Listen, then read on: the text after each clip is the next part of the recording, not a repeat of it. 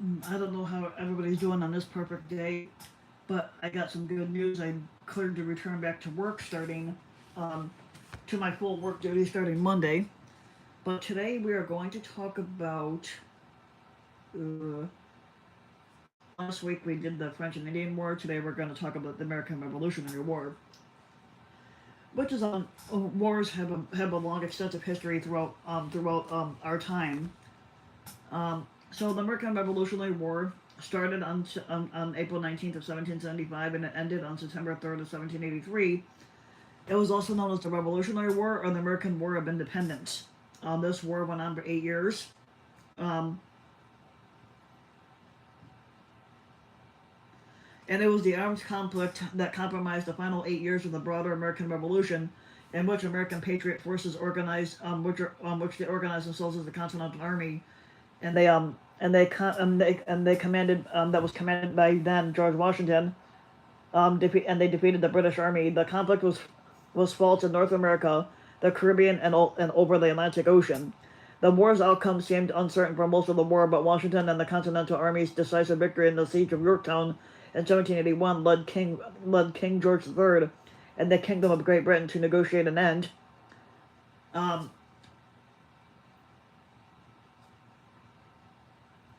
to negotiate an end to the war for the Treaty of Paris 2 years later.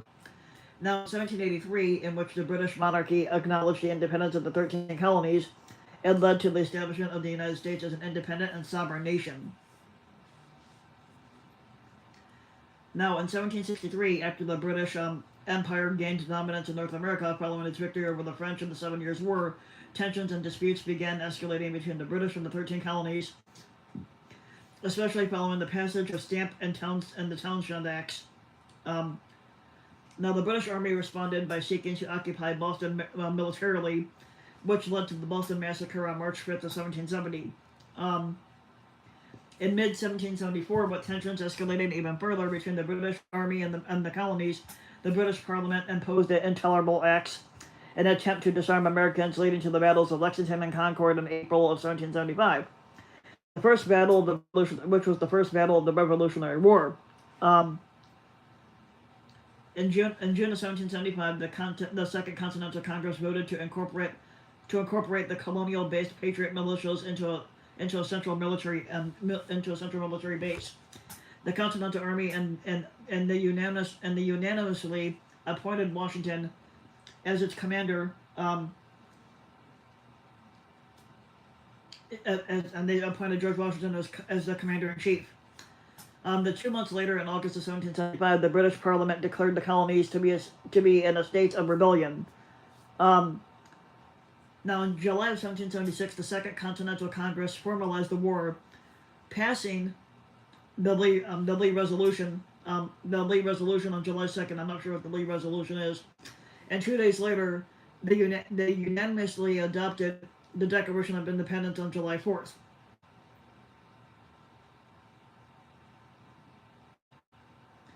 In March of 1776, an early win for the newly formed Continental Army under Washington's command, they followed a successful siege on Boston. Um, the Continental Army um, successfully drove away the British Army out of Boston. Now, British Commander in Chief William Howe responded by launching the New York and New Jersey campaign, which resulted in Howe's capture of New York City in November. Now, Washington responded by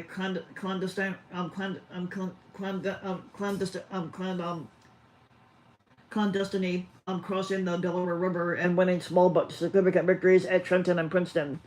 Um, in the summer of 1777, um, as Howe was poised to capture Philadelphia, the Continental Congress fled to Baltimore. But in October 1777, a separate northern British force under the command um, of John Burgoyne was forced to surrender at Saratoga in an American victory that proved crucial in convincing France and Spain that an independent United States was a viable possibility. Um,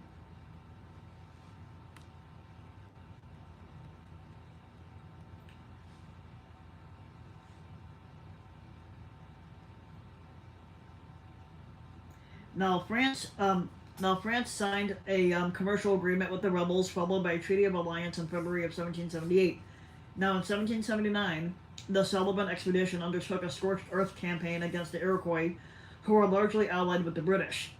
Um, Indian raids on the American frontier, however, continued to be a big problem. Also in 1779, Spain allied with France against Great Britain in the Treaty of Aranjuez, though Spain did, even though Spain did not formally ally with the Americans. Um,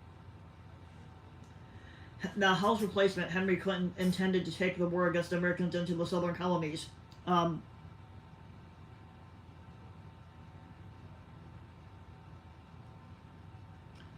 yes. House replacement Henry Clinton intended to take the war against the Americans into the southern colonies.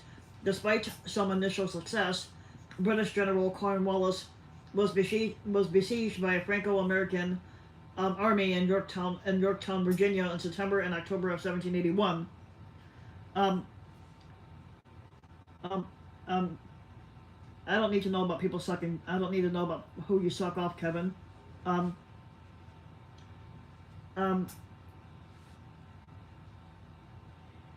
the French Navy cut off Cornwallis's escape, and he was forced to surrender in October. Um,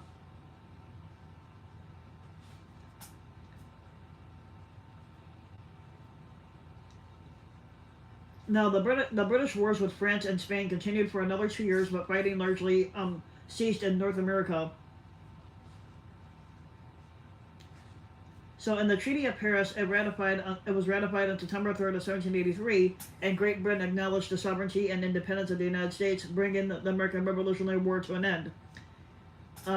Now, the Treaty of Versailles resolved, which resolved Great Britain's conflicts with France and Spain, and they forced Great Britain to cede Tobago, Senegal, and small territories in India to France, and Menorca, West Florida, and East Florida to Spain. Um,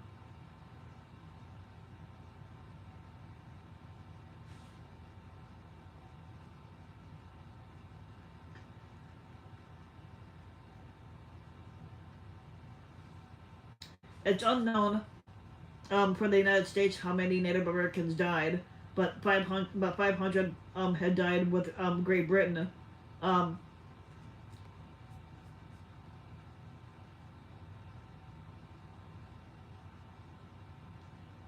so when it comes to this, so with the United States, they lost over 70,000 people that died in this war, and with Great Britain, 43,633. Um, Also, a lot of them died from diseases, or they just died from their wounds, or they But then you had 2,112 people for France that got killed, and over 4,000 dead prisoners with Spain.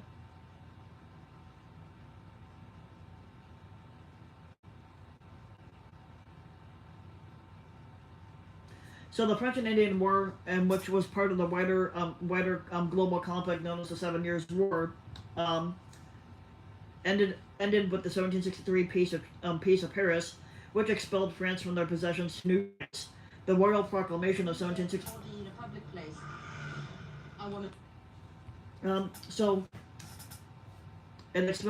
so the Royal Proclamation of 1763 was designed to refocus colonial expansion north into Nova Scotia and south into Florida, with the Mississippi River as the dividing line between British and Spanish possessions in America. Um, settlement was tightly restricted beyond the 1763 limits, and it claims that claims west of this line, including by Virginia and Massachusetts, were rescheduled or rescinded, with the exception of Virginia and others deprived of rights to western lands. The colonial legislators agreed on the boundaries but disagreed on where to set them. Many settlers resented the restrictions entirely and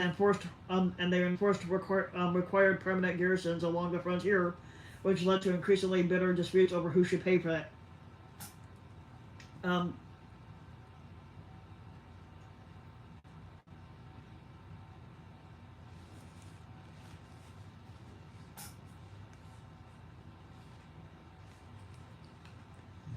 Um, the huge debt that was incurred by the 7 Years' War and demands from the British taxpayers for cuts in government expenditure meant Parliament expected the colonies to fund their own defense. Now, the 1763 to 1765 Grenville Ministry instructed the Royal Navy to cease trading smuggled goods and enforce custom duties that were levied in American ports. Um, the most important was the 1733 Molasses Act, routinely ignored before 1763. It did have a significant economic impact since 85% of New England rum exports were manufactured from imported molasses. Um, Now, these measures were followed by the Sugar Act and the Stamp Act, which imposed additional taxes on the colonies to pay for defending the western frontier. The taxes proved highly burdensome, particularly for poor class people, um, and quickly became a source of discontent. In July of 1765, the Whigs formed the Whig Party formed the first Rockingham Ministry, which repealed the Stamp Act, and they reduced tax on foreign molasses to help the New England economy. But they reasserted the parliamentary authority and the Declaratory Act. Um, However, this did little to end the discontent. In 1768, um, a riot started in Boston when the authorities seized the sloop Liberty on suspicion of smuggling. Tensions escalated in March of 1770 when British troops fired on rock-throwing civilians, killing 5 in what became known as the Boston Massacre. Um, the massacre coincided with the partial repeal of the Townshend Acts by the Tory-based North Ministry. Now, the North insisted on retaining duty on tea to enshrine Parliament's right to tax the colonies, but the amount was minor. But they ignored the fact that it was very principle that very principle Americans found objectionable. Um,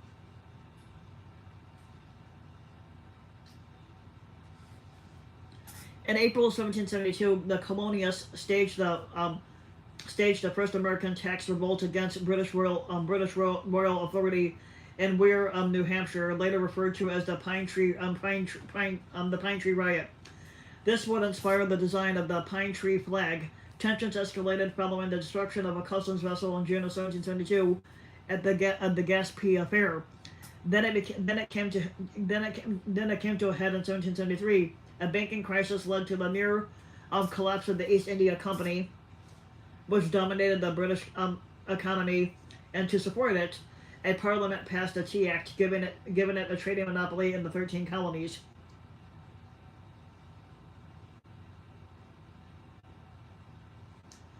Oh yeah, this is all pretty interesting. Um, since most American tea was smuggled by the Dutch, the act was opposed by those who managed the illegal trade, while being seen as another attempt to impose the principle of taxation by Parliament. Um, in December of 1773, a group called the Sons of Liberty, disguised as Mohawks, dumped crates of tea into the Boston Harbor, and that would later would be dubbed as the Boston Tea Party. Um, Now, the British Parliament responded by passing the so-called Intolerable Acts that were aimed specifically at Massachusetts, although many colonists and members of the Whig opposition considered them a threat to liberty in general. Now, this increased sympathy for the Patriot Act, caused locally in the British Parliament and in the London press.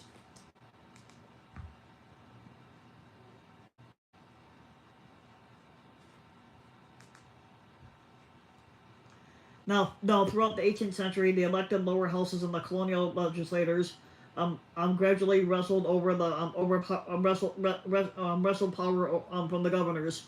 Now dominated by the smaller landowners and merchants, these assemblies that were now established ad hoc provincial legislators, effectively replacing royal control. Now, with the exception of Georgia, 12 colonies sent representatives to the First Continental Congress to agree on a unified response to this crisis. Um, Many of the delegates feared that a boycott would result in war, and would send a petition to the king calling for the repeal of the Intolerable Acts. After some debate on September 17th of 1774, Congress enforced the Massachusetts Suffolk Resolves, and on October 20th, they passed a Continental Association, which instituted economic sanctions and a boycott of goods against Britain. Um,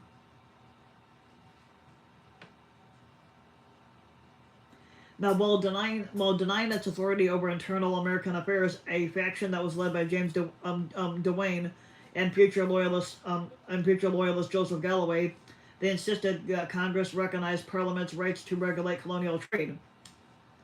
Um, Now, accepting the concessions by the North administration, Congress authorized the colonial legislators to enforce the boycotts, and this succeeded in reducing British imports by 97% from 1774 to 1775. Um,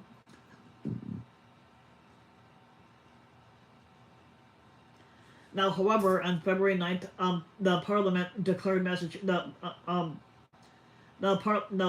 Parliament declared Massachusetts to be in rebellion, and they instituted a blockade of the colony. Um, in July, the restraining acts limited colonial trade with the British West Indies and Britain, and they barred New England ships from the Newfoundland cod fisheries. The tension led to a scramble for control of militia stores, which each assembly was illegally obliged to maintain for defense. Um, on April 19th, a British attempt to secure the Concord arsenal culminated in the battles of Lexington and Concord, and this would start the Revolutionary War. Um,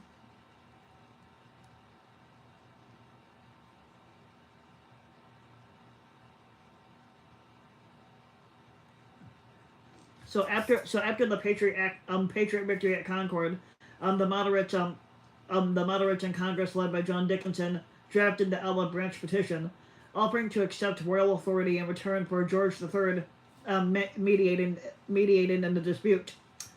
Um, However, since the petition was immediately followed by the declaration of the causes and necessity of taking up arms, Colonial Secretary Lord Dartmouth had viewed the offer as insincere, and he refused to present the petition to the king. Um, Although constitutionally correct, since the monarch could not oppose his own government, it disappointed those Americans who hoped he would mediate in the process, while the hostility of his language annoyed even loyalist members of Congress, combined with the proclamation of a rebellion, and which was issued on August 23rd in response to the Battle of Bunker Hill, and ended hopes of a peaceful settlement. Um, even though backed by the Whigs, the Parliament initially rejected the imposition of coercive measures by 170 votes, fearing that an aggressive policy would drive the Americans toward independence. However, by the end of 1774, the collapse of British authority meant both Lord North and George III were convinced war was inevitable. Um, After Boston, Gage halted operations and awaited reinforcements. The Irish Parliament approved the recruitment of new regiments while allowing Catholics to enlist for the first time. Britain also signed a series of treaties with German states to supply additional troops. Um, Within a year, it had an army of over 32,000 men. In America, the largest ever that was sent outside Europe at the time. The employment of German soldiers against people viewed as British citizens was opposed by many in the Parliament and by the colonial assemblies, and they, combined with the lack of activity by Gage, opposition to the use of foreign troops, allowed the Patriots to take control of the legislature. Um,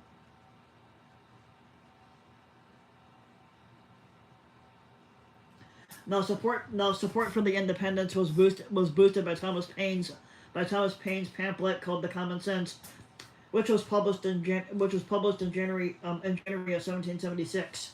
Um, and it argued for American self-government and was widely reprinted. To draft the Declaration of Independence, the Second Continental Congress appointed the Committee of Five: Thomas Jefferson, John Adams, Benjamin Franklin, Roger Sherman, and Robert Livingston. The Declaration was written basically almost exclusively by Thomas Jefferson. Identifying inhabitants of the 13 colonies as one people, the Declaration simultaneously dissolved political links with Britain, while including a long list of alleged violations of English rights committed by George III. Now this is also one of the first times that the colonies were referred to as United States rather than the more common United Colonies. On July 2nd, Congress voted for independence and they published the Declaration on the 4th of July. Um, at this point, the revolution ceased to be an internal disputes over trade and tax policies between the 13 colonies and Great Britain, becoming a civil war um, between American patriots and American loyalists.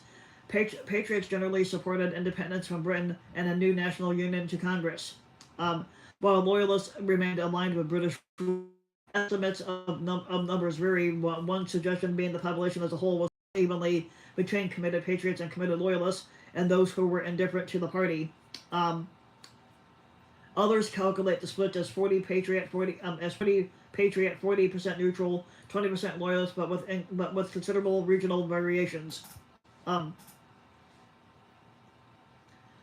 at the onset of the war, the Second Continental Congress realized that defeating Britain required foreign alliances and intelligence gathering. The Committee of Secret Correspondence was formed for the sole purpose of corresponding with our friends in Great Britain and other parts of the world. From 1775 to 1776, the committee shared information and built alliances through Secret Service, through secret correspondence, as well as employing secret agents in Europe to gather intelligence, conduct undercover operations, and analyze foreign publications, and initiate the Patriot propaganda campaigns. Um, Now, Thomas Paine served as secretary, while Benjamin Franklin and Silas Deane were sent to France and Britain's longtime rival to recruit military engineers, and they were instrumental in securing French aid in Paris. On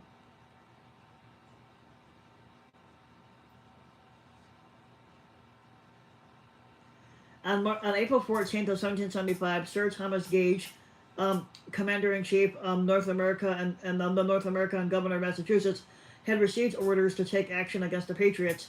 He decided to destroy militia ordnance that was stored at Concord, Massachusetts, and he capture John Hancock and Samuel Adams, who were considered the principal instigators of that rebellion. The operation was to begin around midnight on April 19th, in the hope of completing it before the American Patriots could respond to the attack. However, Paul Revere learned of the plan, and he notified and Paul Revere, and he was known for the British were coming. Learned of the plan and notified Captain Parker, commander of the Concord militia, who prepared to resist. The first action of that war, commonly referred to as the Shot Heard Around the World, was a brief skirmish at Lexington, followed by the full-scale battles of Lexington and Concord. British troops suffered around 300 casualties before withdrawing to Boston, which was then besieged by the militia. In May of 1775, 4,500 British reinforcements arrived under Generals William Howe, John Burgoyne, and Sir Henry Clinton. On June 17th, they seized the Charlestown Peninsula at the Battle of Bunker Hill, which was a frontal assault in which they suffered over 1,000 deaths. And dismayed at the costly attack, which had gained them little, Gage appealed to London for a larger army, but instead was replaced as a commander by Hull. On June 14th of 1775, Congress took control of the Patriot forces outside Boston, and congressional leader John Adams nominated Washington as commander-in-chief of the newly formed Continental Army. On June 16th, Hancock officially proclaimed him general and commander-in-chief of the Army of the United Colonies. He assumed command on July 3rd, preferring to fortify Dorchester Heights outside Boston rather than assaulting it.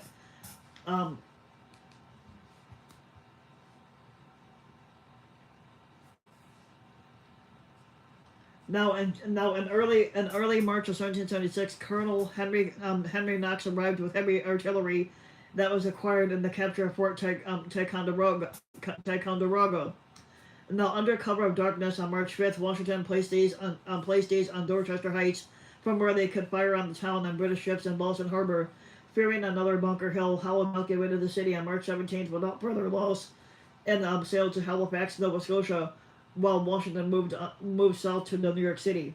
Um, Now, beginning in August of 1775, American privateers raided towns in Nova Scotia, including St. John, Charlottetown, and Yarmouth. In 1770, in the year 1776, John Paul Jones and Jonathan Eddy attacked Canso and Fort Cumberland respectively. Now, British officials in Quebec began negotiating with Iroquois for their support. Um, while U.S.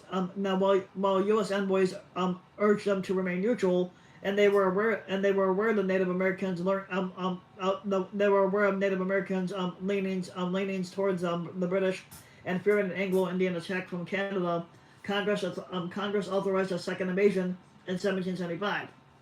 Um,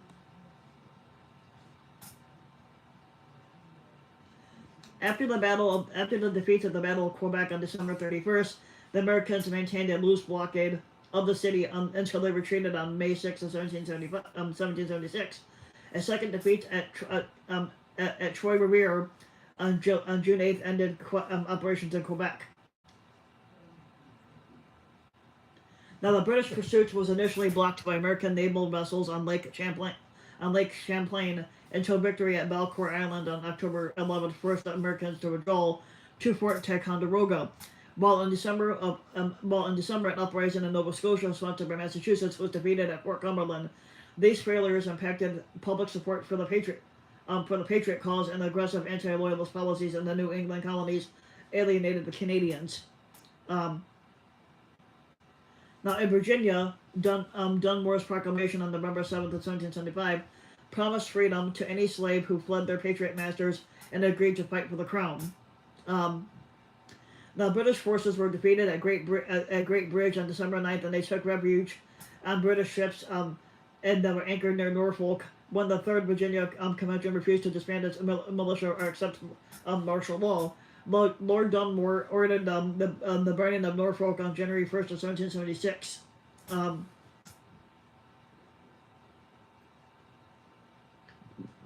Excuse me.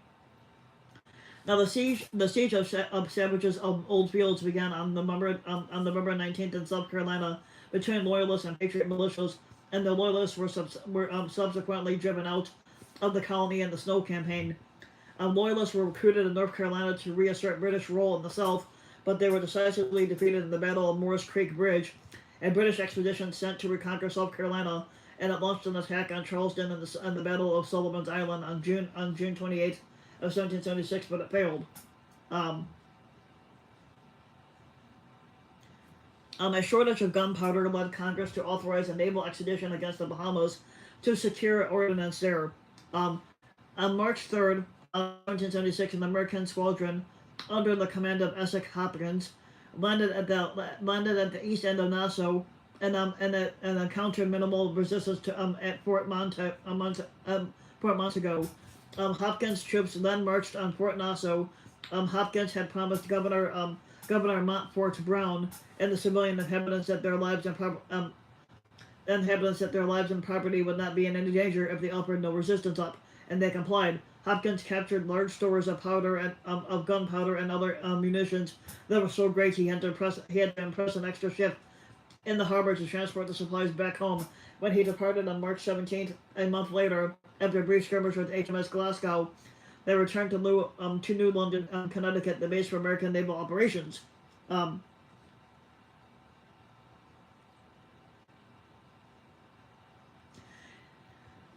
after regrouping at Halifax in Nova Scotia, Howe set sail for New York in June of 1776, and he began landing troops on Staten Island near the entrance to New York Harbor on July 2nd. The Americans rejected Howe's informal attempt to negotiate peace on July 30th, but Washington knew that an attack on the city was imminent and realized that he needed advanced information to deal with the disciplined British regular troops.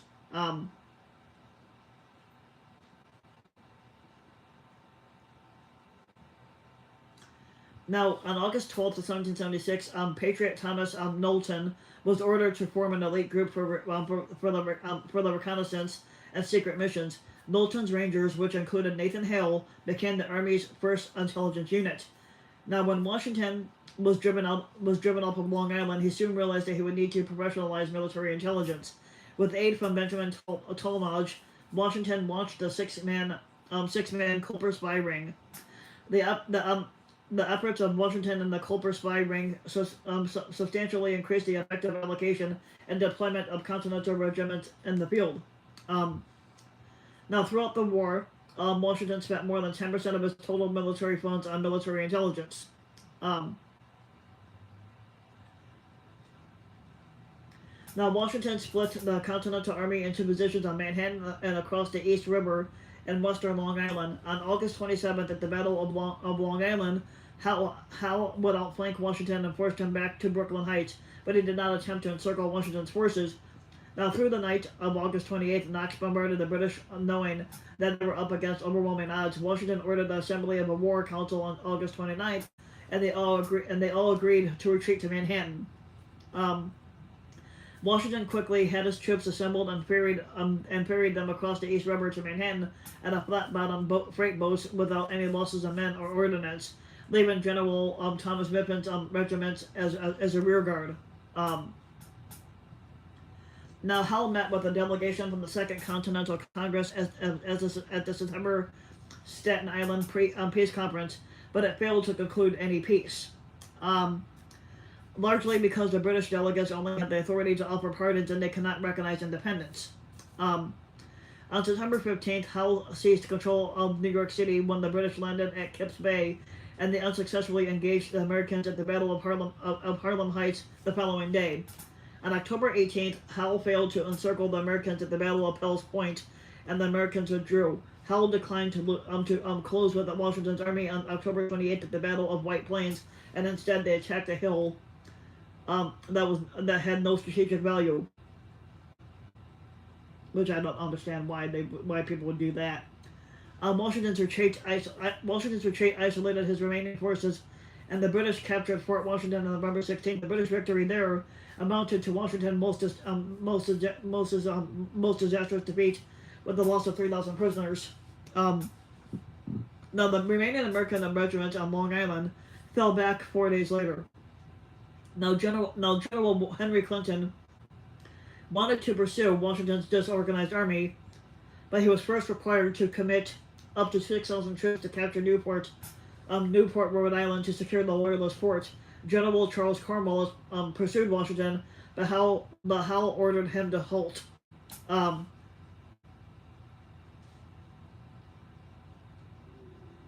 Now, the outlook following the defeats at Fort Washington appeared bleak for the American cause, but the reduced Continental Army had dwindled to fewer than 5,000 men, and was reduced further when enlistments expired at the end of the year. Popular support wavered, and morale declined. But on December 20th of 1776, the Continental Congress abandoned the revolutionary capital of Philadelphia, and they moved it to Baltimore, where it remained until February 27th of 1777. Loyalist activity surged in the wake of the American defeat, especially in New York State. Um,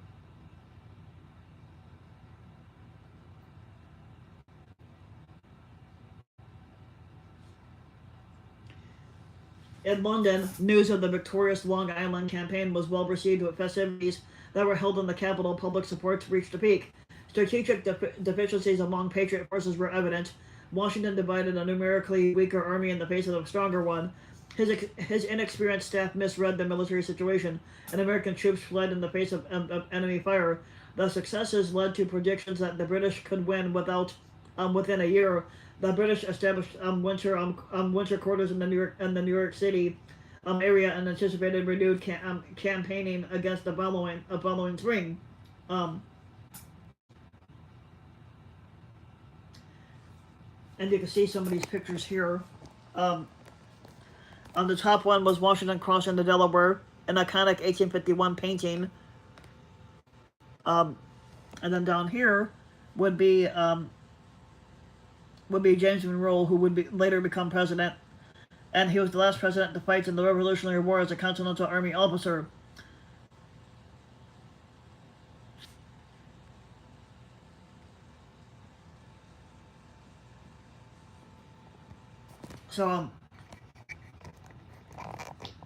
So on the night of December 25th and on the night of December 26th, 1776, Washington crossed the Delaware River, leading a column of Continental Army troops from today's Bucks County, Pennsylvania, to today's Mercer County, New Jersey, in a logistically challenging and dangerous operation. Um, Meanwhile, the Hessians were involved in numerous clashes with small bands of patriots, and they were often aroused by false alarms at night in the weeks before the actual Battle of Trenton. By Christmas, they were tired.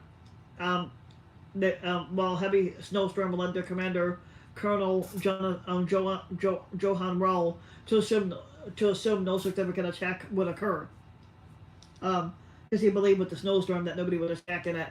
Um, At daybreak on December 26th, the American patriots surprised and overwhelmed Rall and his troops, who lost 20 killed, including Rall, while 900 prisoners were taken. Um, so 900 prisoners were taken, along with German cannons and supplies were captured. Um, Now, the Battle of Trenton restored the American Army's morale, and it reinvigorated the Patriot cause and dispelled their fear of what they were regarded as Hessian mercenaries. A British attempt to retake Trenton was repulsed at Assunpink Creek on January 2nd of the following year. During the night, Washington outmaneuvered Cornwallis, and then he defeated his rear guard in the Battle of Princeton the following day. The two victories helped convince the French that the Americans were worthy military allies. Um, After his success at Princeton, Washington entered winter quarters at Morristown, New Jersey, where he remained until May and received congressional direction to inoculate all Patriot troops against smallpox. With the exception of minor skirmishing between the two armies, which continued to march, Hull made no attempt to attack the Americans. Um,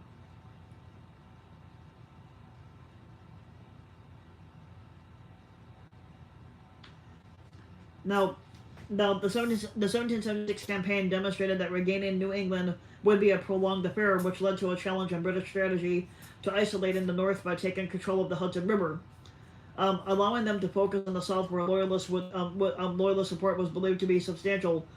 In December 1776, however, a wrote to the colonial secretary, Lord Germain, promising a limited offensive against Philadelphia, while a second force moved down the Hudson from Canada. Burgoyne supplied several alternatives, all of which gave him responsibility for the offensive, with Hull remaining on the defensive. The option selected required him to lead the main force south from Montreal down to the Hudson Valley, while a detachment under Barry St. Leger had moved east from Lake Ontario. The two would meet at Albany, leaving Hull to decide whether to join them. Reasonable in principle, this did not account for the logistical difficulties involved, and Burgoyne erroneously assumed Howe would remain on the defensive. Germain's failure to make this clear meant he opted to attack Philadelphia instead. With a mixed force of British regulars, professional German soldiers, and Canadian militia, Burgoyne set out on June 14th of 1777 and captured Fort Ticonderoga on July 5th. General Horatio Gates had retreated. His troops blocked roads, destroyed bridges, dammed streams, and stripped the area of food. This slowed Burgoyne's progress. This would slow down Burgoyne's progress and force him to send out large foraging expeditions. Which was one of more than 700 British troops were captured at the Battle of Bennington on August 16th.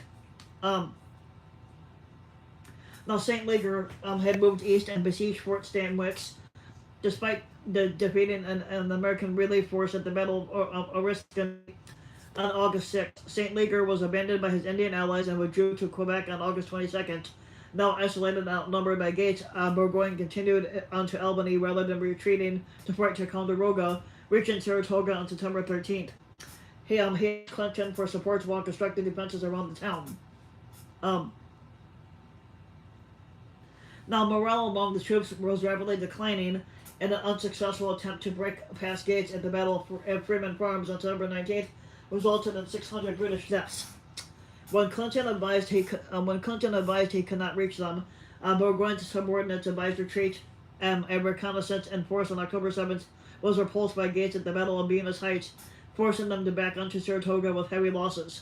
Um, on October 11th, all hope of British escape had vanished. Persistent rain reduced the camp to a squalid hell, and supplies were dangerously low. Burgoyne catapulted on October 17th around 6,222 soldiers, including German forces commanded by General Friedrich Riesdale, surrendered their arms before being taken to Boston, where they were transported to England. Um,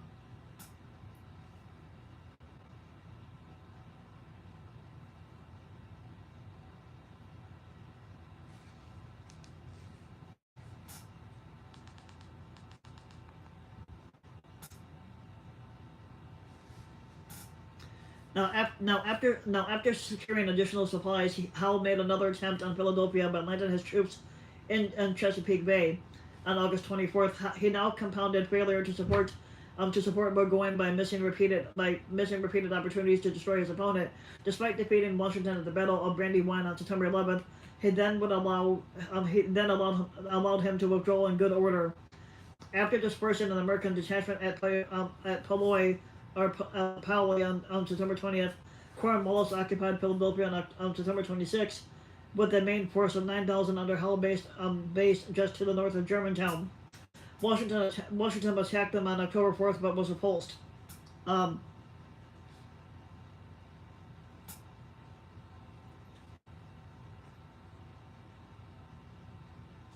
Now, to prevent Hull's forces in Philadelphia being Now, to prevent Hull's forces in Philadelphia being resupplied by the sea, the Patriots directed Fort Mifflin and nearby Fort Mercer on the east and west banks of the Delaware, respectively, and he placed obstacles in the river south of the city. This was supported by a small flotilla of Continental Navy ships on the Delaware, supplemented by the Pennsylvania State Navy that was commanded by John Hazelwood. An attempt by the Royal Navy to take the forts in the October 20th to the 22nd Battle of Red Bank had failed. A second attack captured Fort Mifflin on November 16th, while Fort Mercer was abandoned 2 days later when Cornwallis breached the walls. His supply line secured. Howe tried to tempt Washington into giving battle, but after inconclusive skirmishing at the Battle of White Marsh from December 5th to December 8th, he withdrew to Philadelphia for the winter. On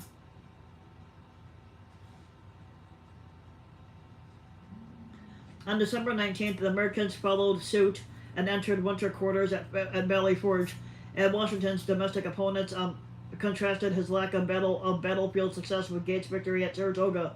Foreign observers, such as Frederick the Great, were equally impressed with Washington's command at Germantown, which demonstrated resilience and determination. Over the winter, poor conditions, supply problems, and low morale resulted in 2,000 deaths, with another 3,000 unfit for duty. Were unfit for duty due to a lack of shoes. However, Baron Friedrich William von Steuben took the opportunity to introduce the Prussian army drill and infantry tactics to model companies in each Continental Army regiment, who then instructed their home units. Despite Valley Forge being only 20 miles away, Howe made no effort to attack their camp, an action some critics argue could have ended the war.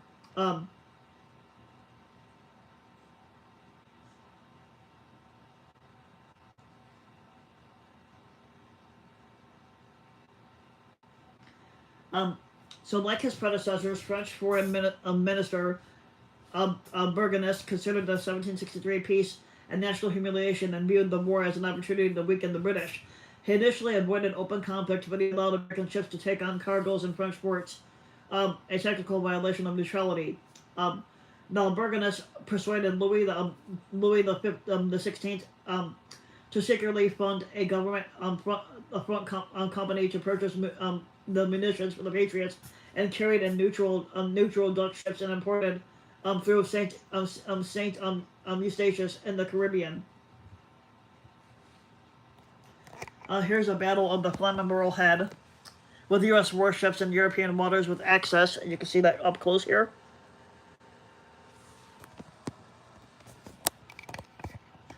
Many Americans. Oh shit, fucker. Okay. Now many Americans opposed a French alliance, fearing to exchange one tyranny for another.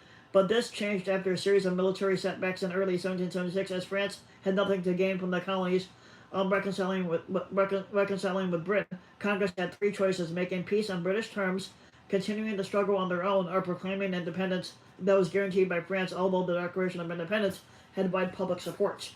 Um, Over 20% of congressmen voted against an alliance with France. Congress agreed to the treaty with reluctance, and as the war moved in their favor, increasingly lost interest in it. Um,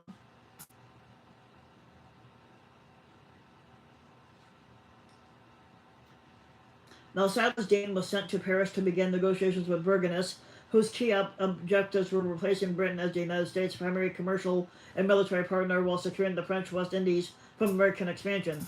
Now, these islands were extremely valuable. In 1772, the value of sugar and coffee produced by Saint Dominique on its own exceeded that of all American exports combined. Talks progressed slowly until October 1777, when British defeat at Saratoga and their apparent willingness to negotiate the peace.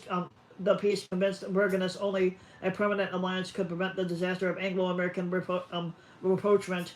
Assurances of formal French support allowed Congress to reject the Carlisle Peace Commission and insist on nothing short of complete independence. Um, Now, on February 6th of 1778, France and the United States signed the Treaty of Amity and Commerce regulating trade between the two countries, followed by a defensive military alliance against Britain, the Treaty of Alliance. In return for French guarantees of American independence, Congress undertook to defend their interests in the West Indies, while both sides agreed not to make a separate peace. The conflict over these provisions would lead to the 1778 to 1800 Quasi-War.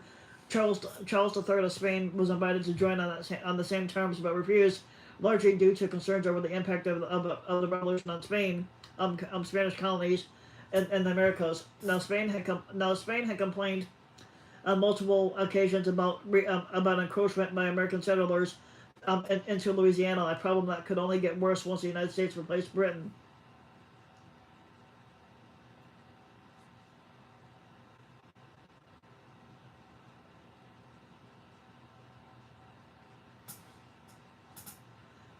Now, although Spain ultimately made important contributions to American success, like in the Treaty of Orangeoise, Charles agreed to only support France's war with Britain outside of America in return for help in recovering Gibraltar, Minorca, and Spanish Florida. The terms were confidential since several conflicted with American aims. For example, the French claimed exclusive control of the Newfoundland cod fisheries and non-negotiable for colonies like Massachusetts. Um, one less well-known impact of this agreement was the abiding American distrustful of foreign entanglements. The U.S. would not sign another treaty with France until their NATO agreement of 1949. This was because the U.S. had agreed to not to make peace without France, while Orangeoise committed France to keep fighting until Spain recovered Gibraltar, effectively making it a condition of U.S. independence without the knowledge of Congress. To encourage French participation in the struggle for independence, the U.S. representative in Paris, Silas Deane, promised promotion and command positions to any French officer who would join the Continental Army, such as Gilbert du Motier, Marquis de Lafayette, who Congress via Deane appointed a major general on July 31st of 1777. Now, when the war started, Britain tried to overthrow the Dutch-based Scots Brigade for service in America. But pro-patriot sentiment led the States General to refuse. Although the Republic was no longer a major power play prior to 1774, they still dominated the European carrying trade, and Dutch merchants made large profits shipping French supplied munitions to the Patriots. This ended when Britain declared war in December of 1780, a conflict that proved disastrous to the Dutch economy. Now, the British government failed to take into account the strength of the American people and support from European countries, which allowed the colonies to import munitions and continue trading with relative impunity. Now, well aware of this, the North administration delayed placing the Royal Navy on a war footing for cost reasons. This prevented the institution of an effective blockade. Traditional British policy was to employ European land-based allies to divert the opposition. In September of in 1778, they were diplomatically isolated and faced war on multiple fronts. Meanwhile, George III had given up on subduing America while Britain had a European war to fight. He did not welcome war with France, but he held the British victories over France in the Seven Years' War as a reason to believe in ultimate victory over France. Um, Britain subsequently changed its focus on the Caribbean theater, and they diverted any major military resources away from America.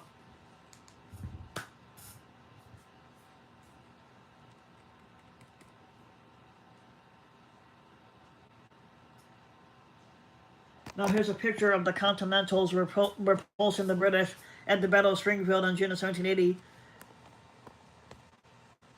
And you can see that right here. Got closer, okay.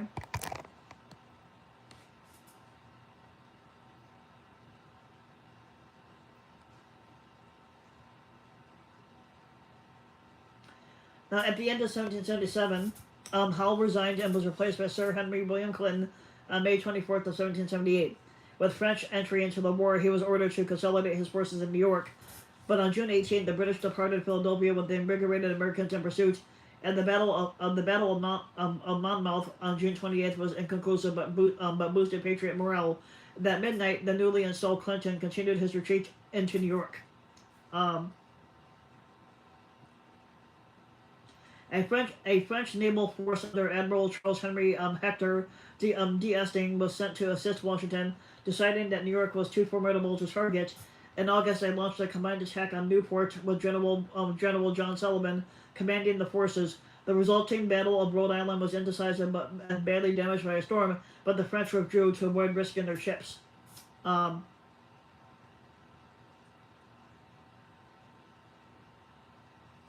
Now, further activity was limited to British raids on Chestnut Neck and Little Egg Harbor in October. In July of 1779, the Americans captured British positions at Stony Point and Paul's Hook.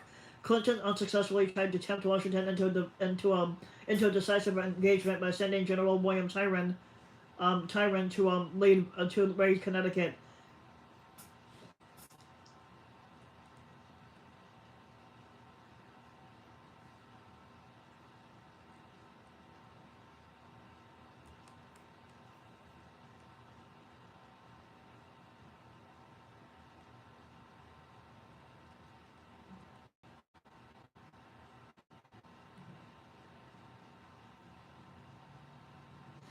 Okay, but in July, a large American naval operation called the Penobscot Expedition attempted to retake Maine, but was defeated.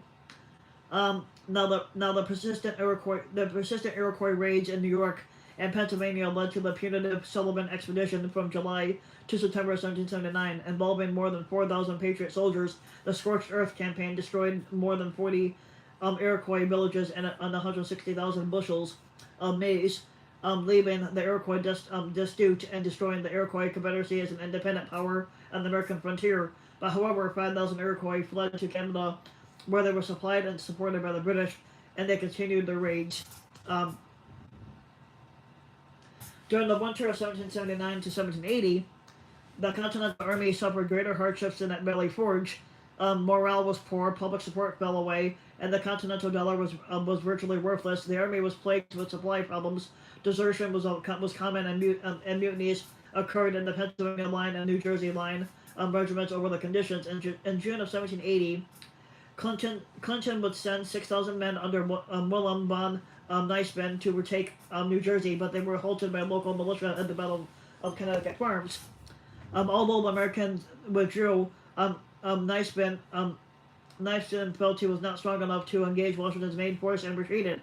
A second attempt 2 weeks later ended in a British defeat at the Battle of Springfield, effectively ending their ambitions in New Jersey. In July, Washington appointed Benedict Arnold commander of West Point. His attempt to betray the fort to the British failed due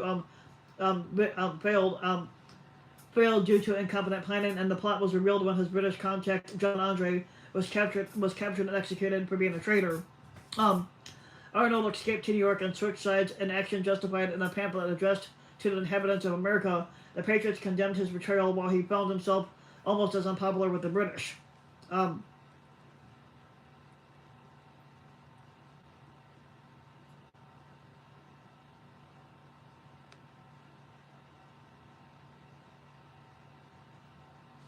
and here, so here's two more photos.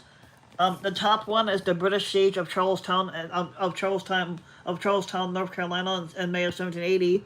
And then down here, you got the Continental Army routing the British Legion at the Battle of Cowpens in Cowpens, South Carolina, in January 1781. See those two there? I do love these old photos from that they have up here.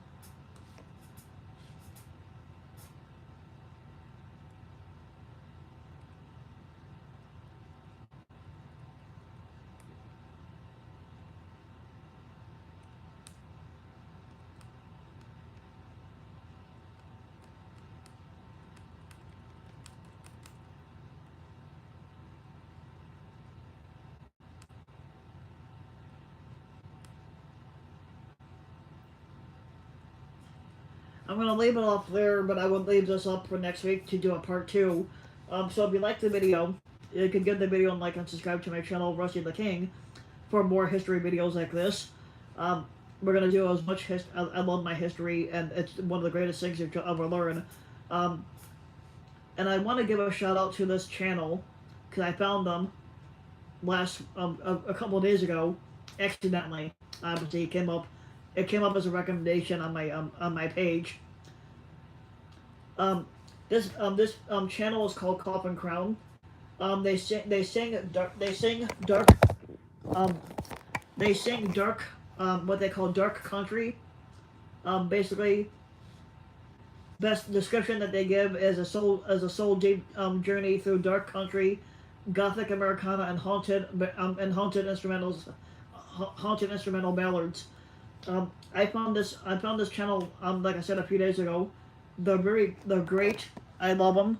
At least their music is great. But I do like the pictures that they have on every video, where it's got the skeleton, like that in every video.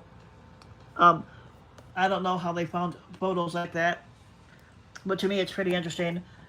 If you like, but you don't necessarily have to like you don't necessarily have to like country to like this group. But the sounds are just amazing. Like the background that they have, and all that stuff. It's just amazing. For their music, I suggest you guys give them a try. Listen to them. Tell me what you guys think about them. And you could just tell them that that Rusty the King sent you to them to listen to them out. So, but if you like my history videos, you can give a like and subscribe to my channel, Rusty the King. Also, thanks for the people that commented. Even though we do get some trolls on the channel, because the trolls that come in my channel are just lazy pieces of shit that basically don't do any work, and they don't want to see people succeed. So I'm gonna keep succeeding and doing what I do. I also have podcast equipment coming in sometime next week, because I'm gonna be starting the podcast with my roommate, and that's also gonna be another thing I'm gonna be doing too.